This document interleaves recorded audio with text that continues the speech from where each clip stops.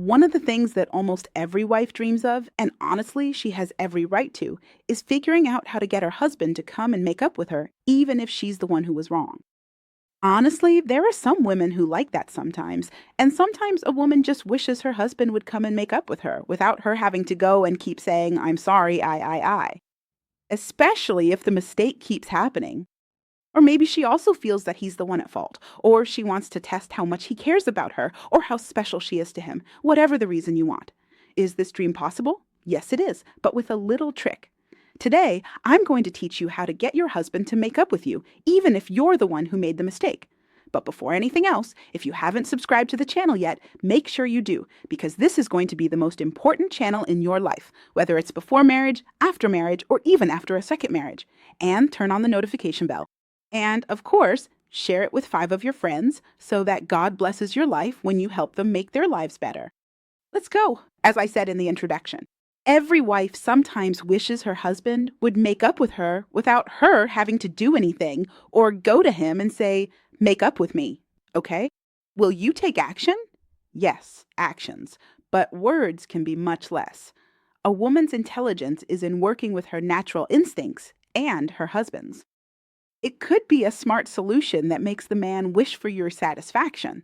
So, what's the first and easiest thing to do at the start of an argument?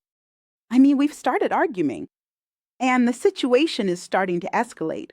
The smart move is to withdraw at the right time, meaning before things reach a point where it's too hard for him to make up with you or it's too much for him, where he feels like he has to give an exaggerated apology or something like that.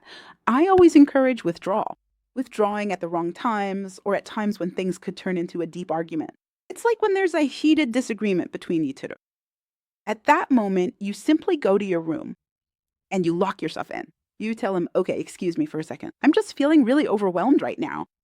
Any excuse, whatever works. The important thing is that you immediately go to your room. And after you go into your room, close the door so that he starts to miss you. Or just disappear. You don't even have to tell him where you're going. You can just say, all right, fine, as you wish, and walk away. Let him look for you around the house. Sometimes when a woman doesn't walk away, whether she yells back at him, raises her voice, or responds to his hurtful words with hurtful words of her own, it's all about ego. As a woman, you should know that keeping the right to respond is important. That right to respond could be a reply, money, a gift, some pampering, or even going out. So be smart and hold on to your right to respond. One of the smartest things you can do is go into your room. When he starts to miss you, he'll come looking for you. That way, he's the one who will try to make it up to you and fix things, because you didn't escalate the argument in the first place. He might start, as they say, to tease you or try to break the silence, like, hey, why are you just sitting there? Or something like that. You can just say, no, it's nothing. I just felt like things got tense between us, so I thought I'd take a break. He'll start to pull you back in, and you can say, it's fine, I just wanted to rest for a bit, and so on. But don't turn your face away or do anything dramatic. That will make him want to make it up to you. The element of surprise during a disagreement or before things get heated is key. Meaning, when you feel like things between you and your husband are about to reach a dangerous point, play the most famous and effective game. Be gentle. Unfortunately, women tend to lose this over time. After marriage, the older you get, the more you let things slide, the more you just try to smooth things over.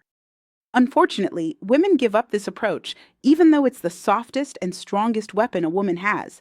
With it, she simply breaks a man's rigidity with her gentleness. How? Just suddenly act like you're emotionally exhausted from what he's saying. Honestly, acting is important. Every wife should take an acting course before getting married. Don't worry, I'll teach you. I already cover this in the seduction course anyway. Everyone who's taken it, mashallah, now they could actually teach acting courses themselves, not just take one. So we really teach you this well. Seriously, in the seduction course, for example, you could say something to him that basically means like, is it okay for you? But like, can I hug you for a bit? Or is it okay if you hold me? Something like that. Of course, I don't really know. Of course, I'd explain it in a softer, more delicate way, but in the courses, we go into this in a more detailed manner, which I can't really do here, in a way that's extremely feminine. Extremely. Or you could just hug him right away and say to him, like, I need your hug, for example. I know it might seem silly to you. The problem is, most women, especially those from strict Arab environments or whose femininity was distorted, dislike this. They see it as weakness or excessive. All other women are showing this weakness and being too much with your husband. You see it too much, but he doesn't see it way. Too much is only if outside of marriage. But within marriage, it's completely normal. Actually, any psychologically healthy person is supposed to get 4 hugs a day. 4 hugs a day. So you imagine it's something extreme or too much. But hugging should be something mandatory. I mean, a person should hug someone or be hugged. Unfortunately, it takes time to get used to hugging, even if your husband doesn't like physical touch. And you always tell him, it might not matter to you, but it matters to me. I mean, I'm surprised when a woman tells me my husband doesn't like this or that. Well, what do you like? No, you exist, you're here, and that's what causes problems after a while. The man loses his passion for the woman in front of him because she doesn't have any requests. She doesn't express her own desires, her own needs, whether it's her passion, her emotions, her physical or psychological needs. So the idea is, instead of just saying not everything is about you, say it in a sweet way, like I like this, or I like, for example, a woman might say, my husband doesn't wear perfume before we're intimate. Sweetheart, just tell him. Say, I love the smell of this on your body. And of course, you can even use that as a way to seduce him, because seductive behaviors are among the ones that require the most acting. If you don't have it naturally, because some women are just naturally seductive, yes, and others learn it. But the idea of saying, no, I won't learn it and I won't do it, that's a disaster. So, one of the trickiest games is to suddenly make him feel like there's something else inside him besides his stiffness. In that moment, you need something from him, maybe a hug, or maybe you could say it in another way, for example. I feel like I need, for example, to rest my head on you. Of course, not exactly in those words, but, like taking a break from all the drama. Of course, that's not easy, but once you break through that barrier, I remember once I was in a counseling session with a husband and wife, and before the session, I told her a specific phrase to say at a certain moment during the session. If you could see, honestly, the phrase, I knew it would have an effect, and I wanted to make her seem precious to her husband. She had had a session before, and then this one was with her husband. So the phrase she said, if you could see how the man changed. I mean, when it comes to couples, I always insist on having a video recording so I can really understand them.